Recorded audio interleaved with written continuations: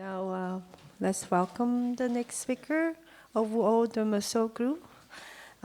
She also contributed to the discussion of the exhibition of Will now in Times Center Berlin, and I'm very happy to have her contribution today. And her presentation is titled Poetic Precision and High Density, New Yalter's Political Shamanism. Övül Ö Durmusoglu is a curator, writer, and educator who works at the intersection of contemporary art, political philosophy, critical and gender theories, and popular culture. She has taken on different curatorial roles, and she has recently curated the ongoing Stars Are Closer and Clouds Are Nutritious under Golden Trees exhibition and public program, which depart from Jean Jeannette's final book, Prisoner of Love, and guest curator in MMAG Foundation, Amman.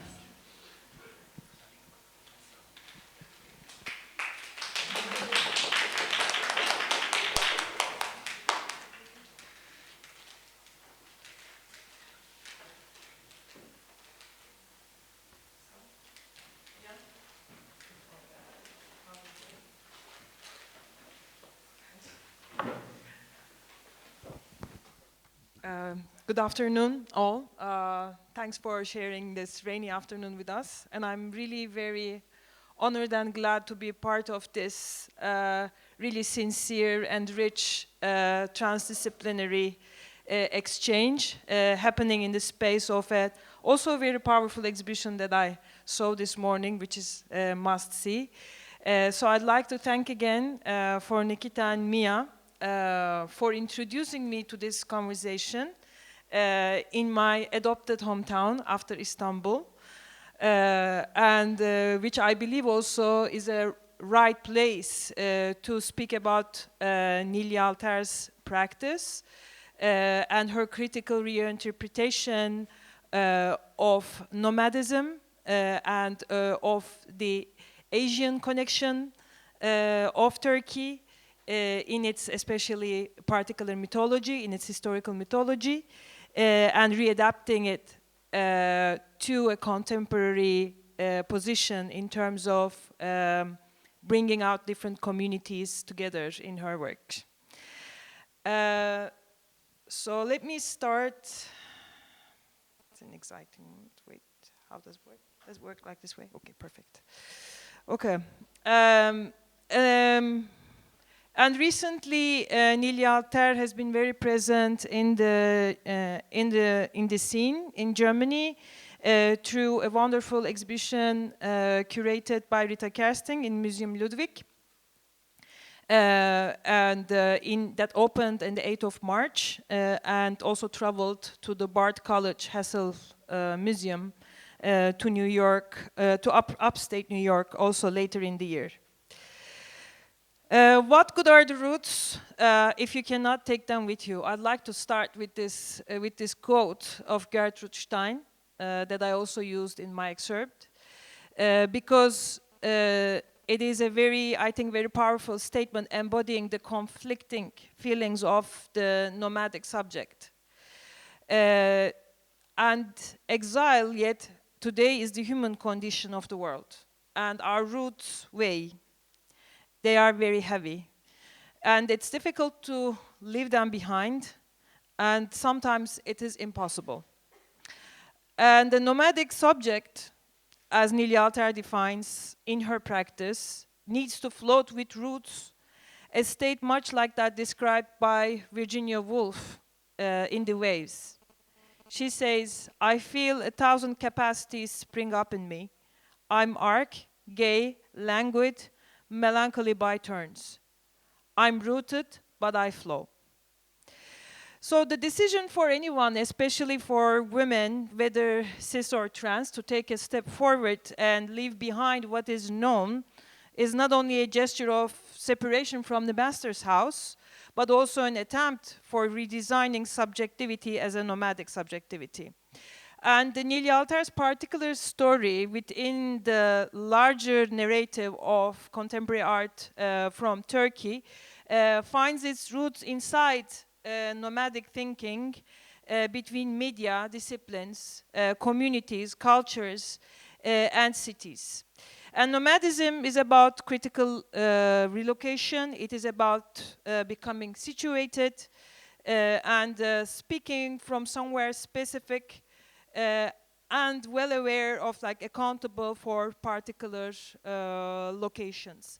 And in her constant re-questioning of her artistic authorship and her position in relationship with establishment, power, and authority, Yalter always finds a way to float with her roots. And her embodied accounts illuminate and transform our knowledge of ourselves and the world. And the way she makes use of the politics of location constructs a form of self-criticism, a critical genealogical self-narrative through the communities that she has worked with.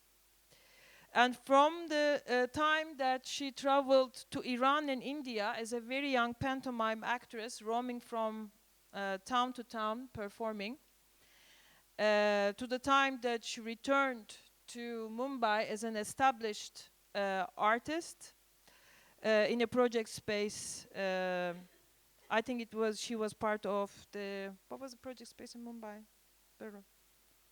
I forgot, the name escapes me now. The run by this whole collective with Prabhakar and yes, exactly, Blockhouse. So she developed a spiritual genealogy in her work to what she acknowledges as a constant of this world that she understands, and it changed. And this first image that I'd like to present you is let's say the first installation work that Neil Yalter did in 1973 in Museum of Modern Art in Paris, curated by Susanna Page.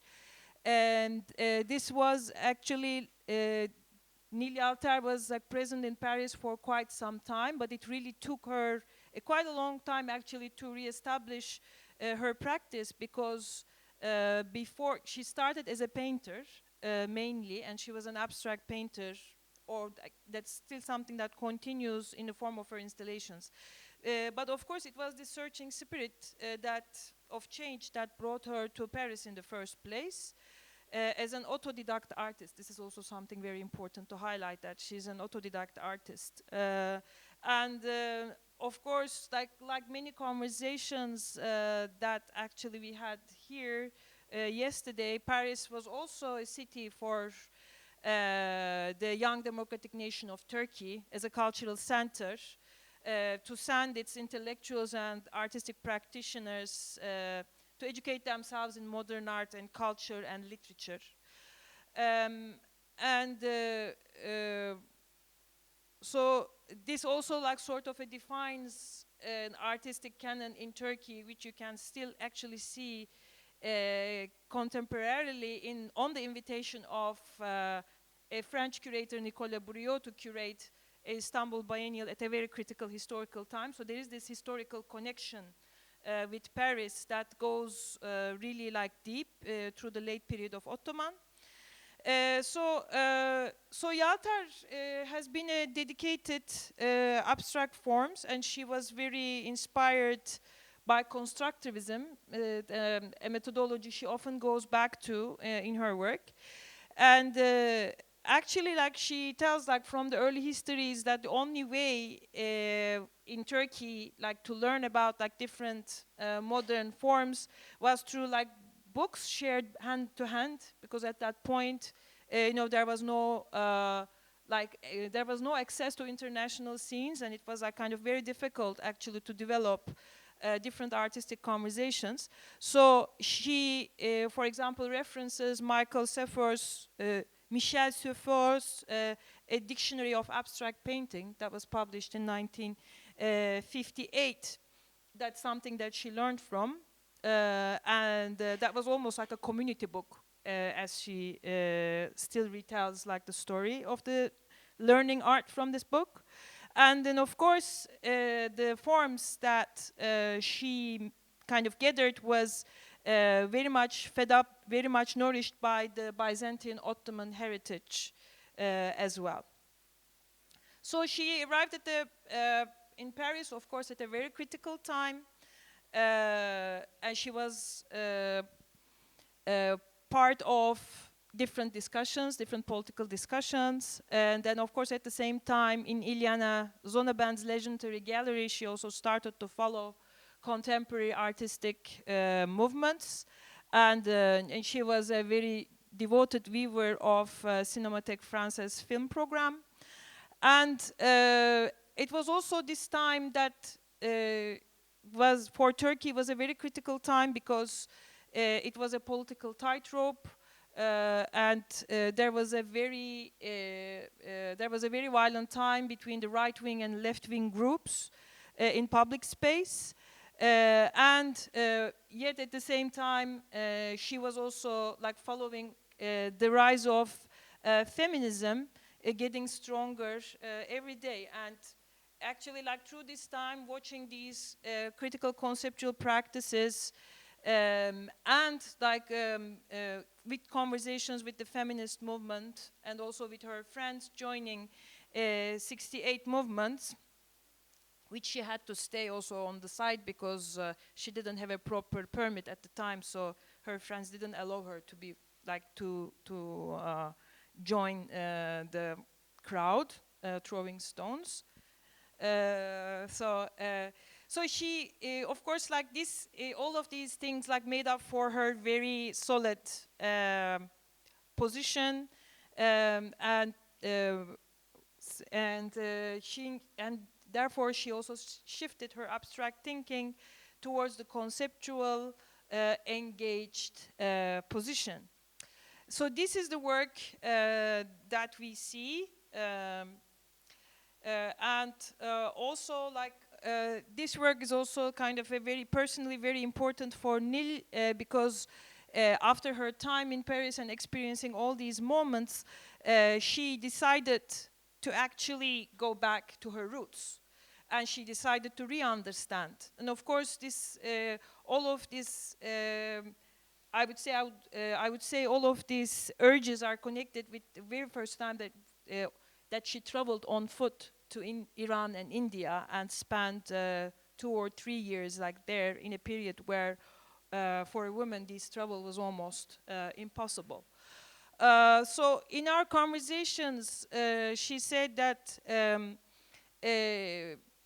when she first came to Paris, of course, she had the urge like to learn the new artistic developments in Europe. And she wanted to understand other things, and she wanted to like strengthen her artistic discourse.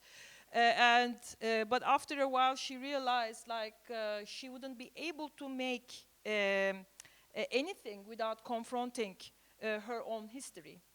So, and this was a period when she was constantly traveling back and forth from Turkey, this actually work came after a very extensive research period that she conducted in the Middle Anatolia. There's a sort of a field research with the existing nomadic communities that's called Yörük or Turkmen communities in Turkey. And then also she got the help of her friend Bertrand Dupin, who was an anthropologist and like working in Musée de l'Homme in Paris. So it's kind of another installation view. And actually, like, she was very lucky at the time, because she was able to access a very, like, very difficult to reach collection of Asian costumes, shamanic costumes belonging to all Turkic tribes that are kept in the freezers in Musée de l'Homme and that are not really very public. So she was able to actually like see all of this material and connect it with her field research in Turkey. This is something that I find like very interesting, because generally these mythologies are strongly used by Turkish nationalists and currently reappropriated by the new, let's say, fascist government in its Eurasian turn, which we may also discuss. So Neil chose to really like a kind of a critical reappropriation of these codes and mythologies and take the position of, claim the position of the woman shaman and create a space for herself there. So you can like really see the earlier, like on the tent, which is kind of this from the first other parts of the installation. Also, there's kind of visible in this picture. So this actually structure that she does, it's called yurt. And it's still used in some different parts of the Turkey, like with these groups like living nomadically. And yurt is something synonymous also with homeland in Turkish. So it's like that, because the Turkic history is very much depending on nomadism, and there's this whole history of Turkic tribes, like starting from mid-Asia and arriving to Anatolia, with living by the rivers, basically carrying their tents over the rivers.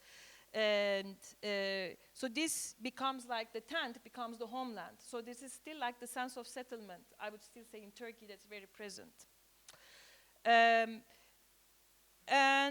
But of course, like this tent is also sort of a reaction to the patriarchal codes of this nomadic society. I mean, these, of course, tents were like the responsibilities of women, and they were mainly carried on through women, through different locations, but at the same time, it was a place that they were trapped. So Neil wanted to create this space, actually like as a nomad herself, like arriving to Paris and trying to find her personal space in that huge art discourse, creating a space of freedom, but at the same time like using actually like the cause of the freedom of those women figures of the nomadic societies. So that's why, like for example, that's something that we cannot clearly see here, that the tent top is open, so looking towards the sky, so opening up also like opening up to again like a certain liberation. And on the side, maybe it's better to see, wait, like this is a more contemporary interpretation, but like this is more closer. So you see like the interpretation of her abstract paintings, like as circular forms, like coming in. And also like alongside, like she used like poetry of Khlebnikov, that she also, as I said, like she often sees constructivism as one of her references, and here Khlebnikov's poetry was also very important for her, alongside Yaşar Kemal, who is a very well-known bard, who also started to write after a certain time from Anatolia, very well-known Kurdish writer. It was about that, from excerpts from a text, an ode to the nomads. And of course, normally these tents were made from wood structures, but she decided to use an aluminum structure to travel with. And actually, this tent became her space that traveled also through her like artistic career, not only from exhibition to exhibition, but also in her artistic thinking. This tent was basically like the space, the poetic space that she worked with. Here I found this really interesting image of the nomadic communities back in the time of the late Ottomans. So that's something that I wanted to share, this like nomadic tents that she is referring to. And this is like from the south of Turkey, Adana, which also Yaşar Kemal wrote actually a lot on, like this landscape. And also another historical image that I came across is also like, again, the late Ottoman period of a nomadic community from Anatolia.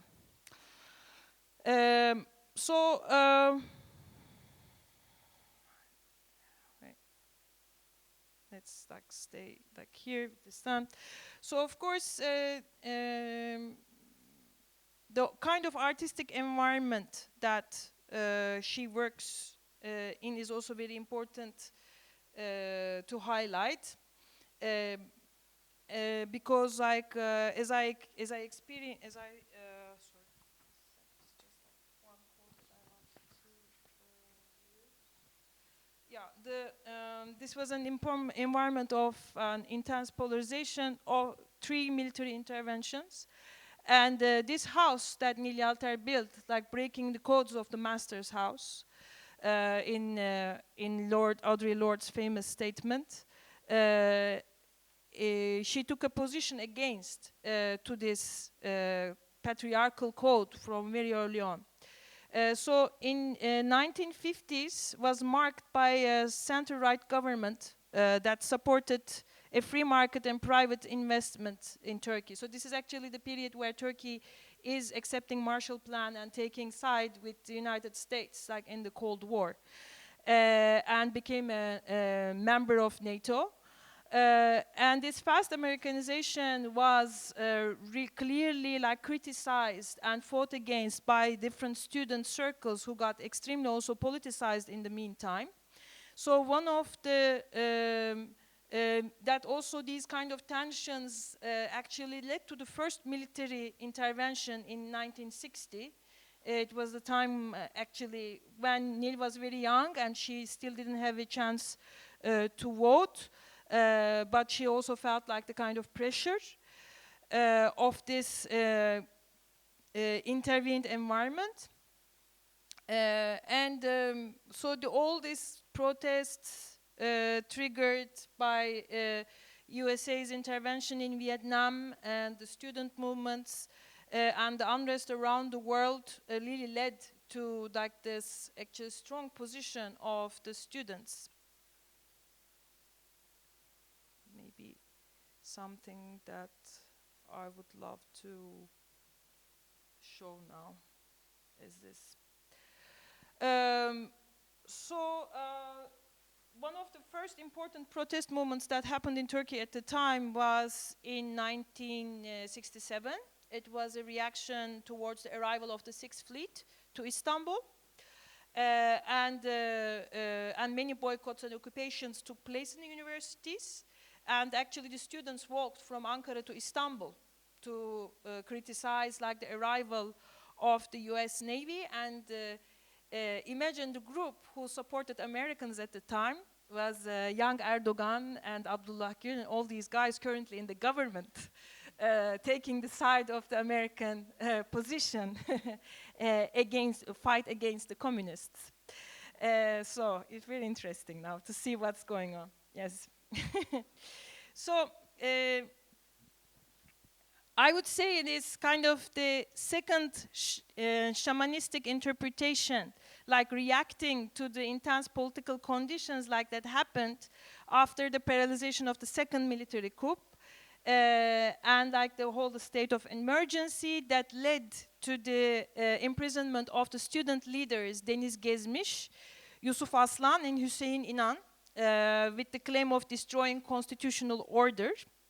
And these three figures got executed by capital punishment after a majority vote in parliament in this period. Yalter was exactly in Istanbul at the time. And like following the events, like a lot of people, there was a huge public pressure on the parliament to revoke the decision, but unfortunately that didn't happen, and this was a no return point actually for Turkish democracy and its history, and its troublesome history.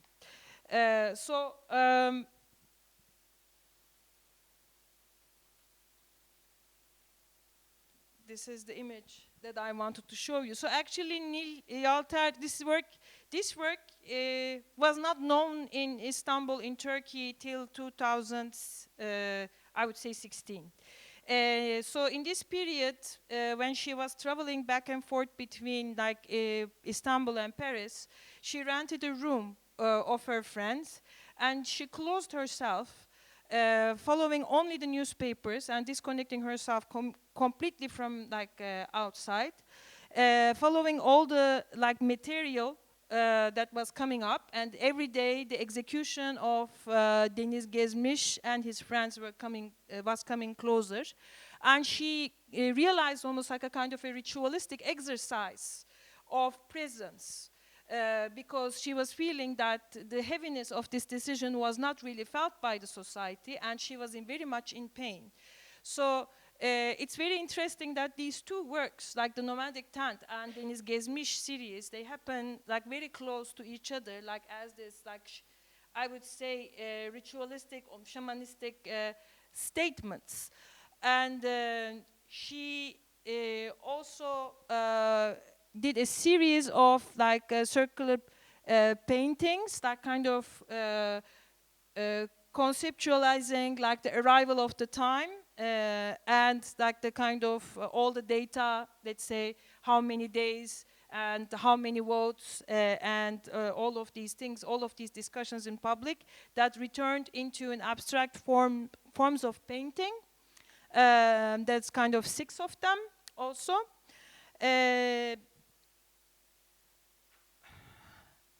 And then here you see the, let's say, military coalition of the time that led to the execution of Gezmiş and his friends.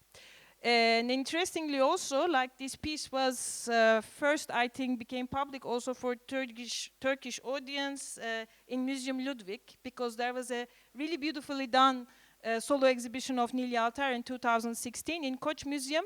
They showed a lot of the work, but they actually didn't show the generals and the army for. So there was a slight sort of censorship that was there, which I also understand.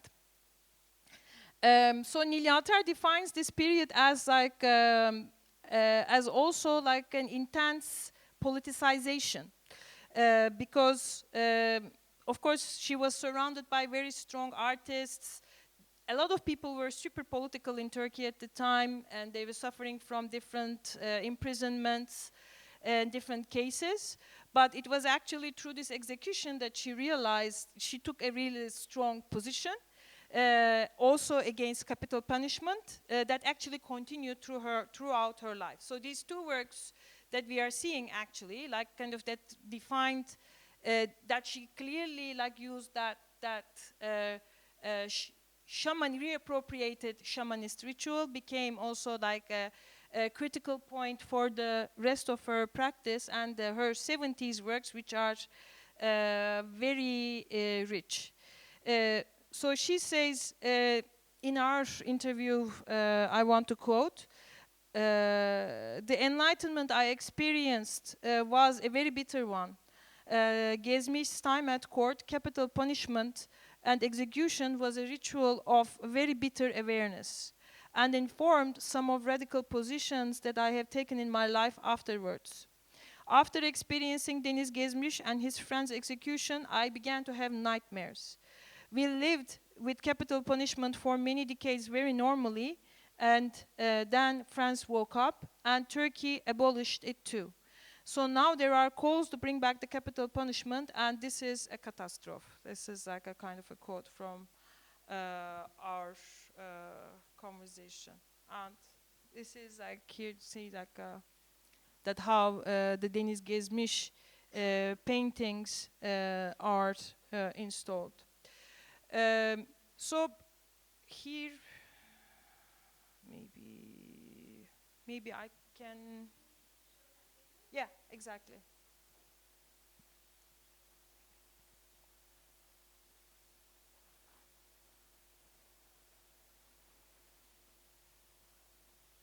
So at least a few minutes of it. Do we have the sound?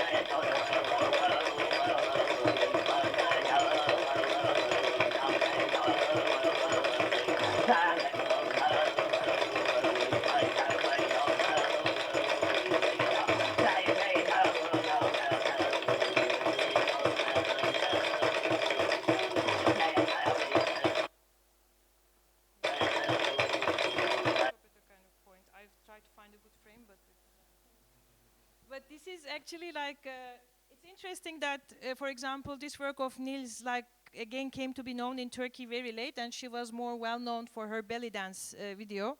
This is also, I think, a critical moment, I would say, like in the Turkish contemporary art discourse, where criticism should also be made about the self-orientalization, and why this video, but not this one, is also, I find it very interesting.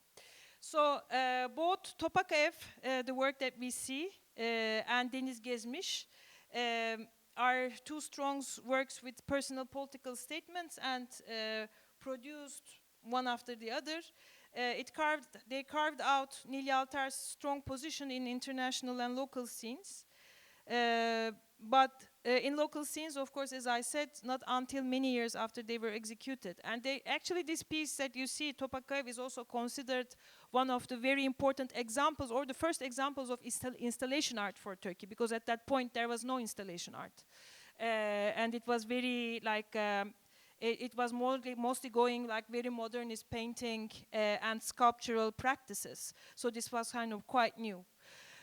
So the artist who chose autodidactism, self-learning as an ongoing life position, constructed a poetical space for herself in the form of a dwelling, a room, a moving location that she has ritualistically exercised until this present day for the precise abstraction of the political, in the form of genealogical self-narrative, reflective through the narratives of the people of no consequence that she chose to work with. So inherently nomadic in method and soul, these works become enactments of personal and collective freedom, and equality against hierarchy and normalization.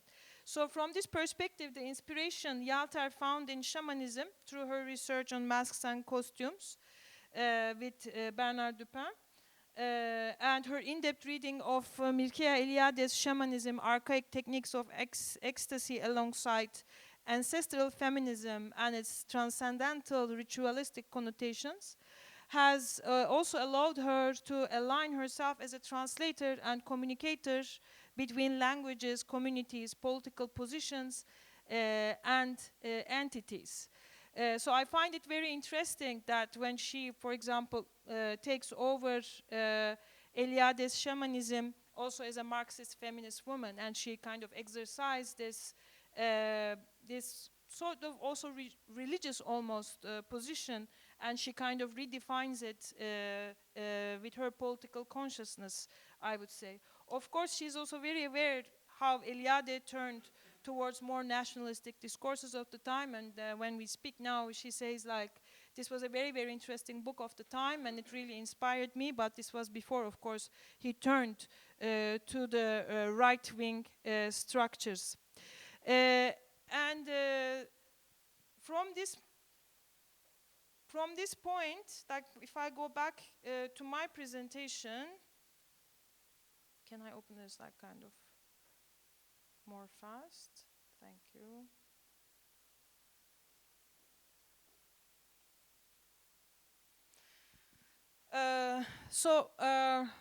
I would like to share with you also like a kind of an historical document, an artwork from Topkapı Palace archives is Mehmet Karakalem.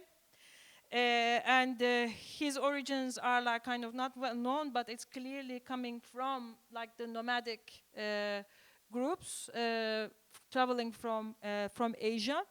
And here this is a very actually interesting work to talk about how shamanism continues to exist in Turkish society even after, let's say, taking over Islam and like thinking of Islam as a kind of main point. So there is still a shamanistic position, different variations of shamanistic positions that continues in the society that comes through the bards.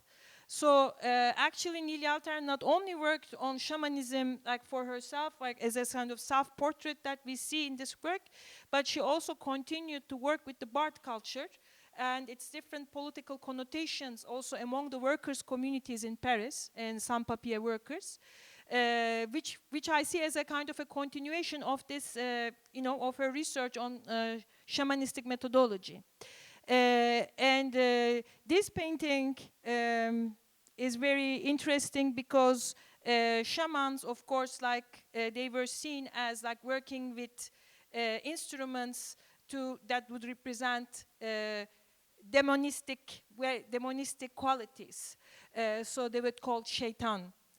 So they were kind of shaitani instruments that actually kind of was used like to sing the different collective histories from community to community. And here we see like a version of this, early version of this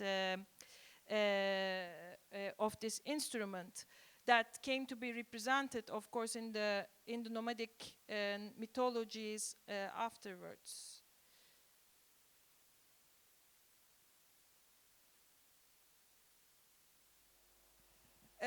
Also, another like kind of outcome of this research, like of the Bard culture, was again another collaboration with Bertrand Dupin. And at the time, like she was very close friends with Aşık Nesimi, and actually Aşık Nesimi was among the poets who got burned in Sivas in an Alevi cultural festival. And they were very close friends from actually different political circles that Nil was part of. And they published for him at the time like a very interesting collection of like anonymous like bard songs, and also some non-bard songs coming from like Kurdish women and different kind of communities. And this was a kind of an important actually like record for Aşık Nesimi that allowed him to continue to live, because of course, as you can imagine, with the military Turkish government, he was under like huge repression and he was constantly on the escape. So actually this was also like a kind of an act of solidarity. And then also that's all kind of a sign of I would say her like Marxist work that's not really very well known in the art scene, and that she doesn't actually want to speak that much about. And that's also banned her from entering Turkey for a really long period of time in the 90s. And so this research, and especially like in the connection with the communities, are kind of visible in her second big solo exhibition in Paris. Again, is Museum of Modern Art, and here that she actually like came across different like bard songs sang among the workers, and it would be important maybe to again like quote from her directly here, because it's an interesting kind of a working methodology that she was able to execute also in her work with these communities. So she founded with her partners of the time, actually still they are together, the Turkish-French Society of Friendship, which also helped a lot of undocumented workers to gain their like paperwork, especially coming from Turkish and Kurdish origin. And then actually through the students that she was working together with, she was able to access these people like working outside of Paris, like working mostly in textile factories, and became part of their I would say circles and conversations. And from that point on, she was also like able to see or like kind of connect with how that like bard practice, how those songs that gained another sort of political meaning of existence and survival in these working class communities. And in this installation, you also see how she utilized back again like some of the more ornamentative. Time's up. Okay, more. There's much to talk about, as you see, like ornamentation forms, and that's kind of being part of like the installation, and also like recordings that are very visible of the time as well. So in the time when Nil was like doing all this sort of work, people were saying either she should show her work in Musée de l'Homme, or she should go and like kind of show this work among like more her like political fellows. Nobody thought actually this would be a sort of the kind of artistic work. But she insisted and continued, and I think her critical reappropriation of that shamanistic methodologies gave her a different voice and power in enacting her continuous political strategies. And also, I would say another connection would be historically these nomadic communities now in our like neoliberal world, they consist the working communities working again like in